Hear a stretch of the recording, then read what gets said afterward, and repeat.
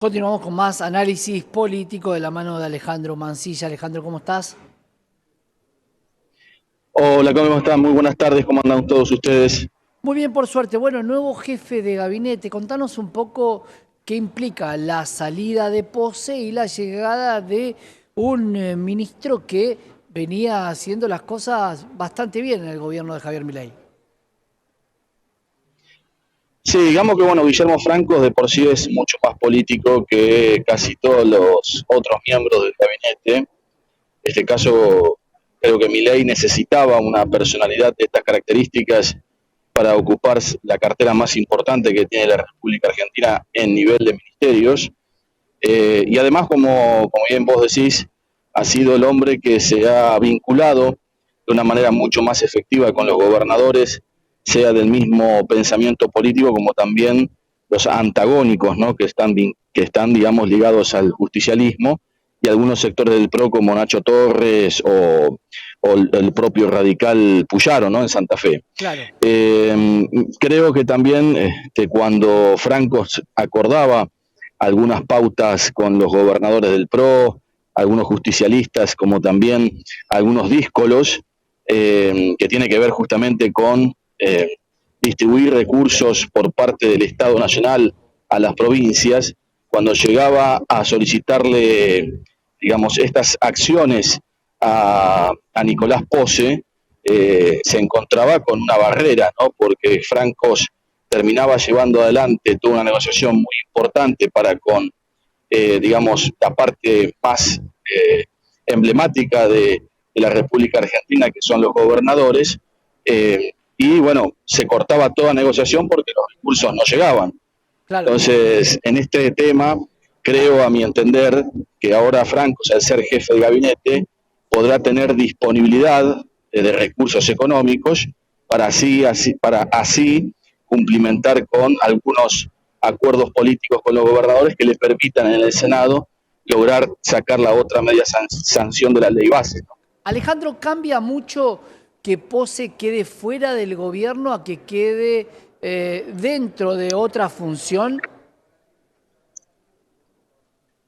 No, digamos que yo lo vi a Nicolás Pose cuando fue a presentar el informe en el Senado, que no estaba, eh, digamos, muy preparado políticamente hablando para dar ese informe.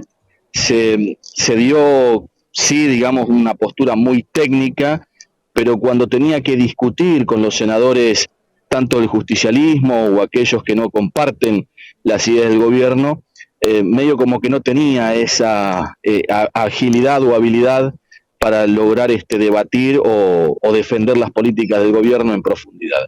En este Ahora, caso, Guillermo Franco lo puede llegar a hacer con mucha facilidad porque tiene esa ductilidad, si se puede decir diplomática dentro de la política, para poder discutirle con altura a algún opositor, ¿no? el problema es que si yo tomo lo que vos me decís, hubo un error de concepto en el puesto más importante que tiene la Argentina, como vos tomando tus palabras, que es el jefe de gabinete. Eh, ¿No se sabía que no tenía este roce político para manejar a los gobernadores? ¿Es la imagen del fracaso del pacto del 25 de mayo? Sí, en parte yo creo que Milei, cuando lo eligió Nicolás Pose como jefe de gabinete, eligió a un compañero de ruta que tenía las mismas características que él en materia de ejercer la motosierra hacia, en este caso, los recursos hacia las provincias. Claramente fracasó en esa metodología, y cuando Guillermo Franco tuvo mayor oposición a, digamos, administrar ciertas negociaciones con los gobernadores, logró mucho más éxito, por lo menos en diputados. Claro. Eh, pero bueno, para la primera etapa de, digamos, de enfrentamiento con las provincias y el recorte que se hacía necesario en el Estado Nacional, lo de Pose era la llave puesta, ¿no? Pero bueno, ahora con Francos creo que se empieza a virar hacia una mejor performance política que le permita al gobierno llegar a concretar sus proyectos, por lo menos con un poquito más de holgura.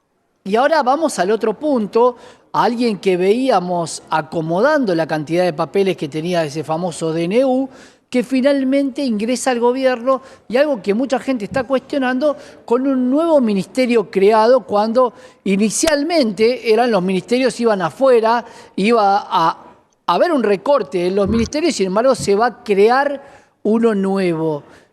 ¿A qué ministerio va a ir Sturzenegger en este caso? Se habla de un ministerio de modernización, ¿no? Realmente Sturzenegger era una especie de ministro sin cartera. Como bien vos decís, fue el que redactó la ley bases, parte de la ley, parte del DNU también, en materia más que nada fiscal, económica y de reforma laboral.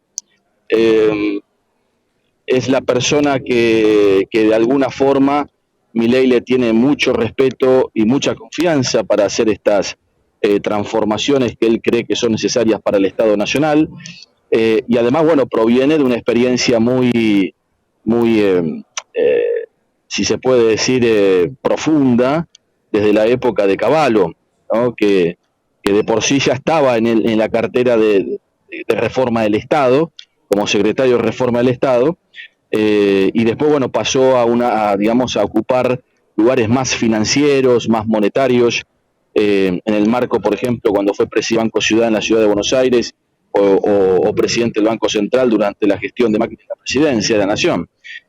Ahora le toca volver a ser nuevamente el hombre que lleve adelante la modernización del Estado y que, bueno, que tanto el gobierno de la Libertad Avanza pregona, con la experiencia adquirida de los 90, que en algunos puntos fueron exitosas y en otros han tenido un rotundo fracaso, como por ejemplo la cuestión de empleo y la cuestión del aumento de la pobreza por esa falta de empleo. Para cerrar, Alejandro, y llevándolo a un plano mucho más coloquial y a esta frase que dice que equipo que gana no se cambia, acá estamos cambiando el equipo.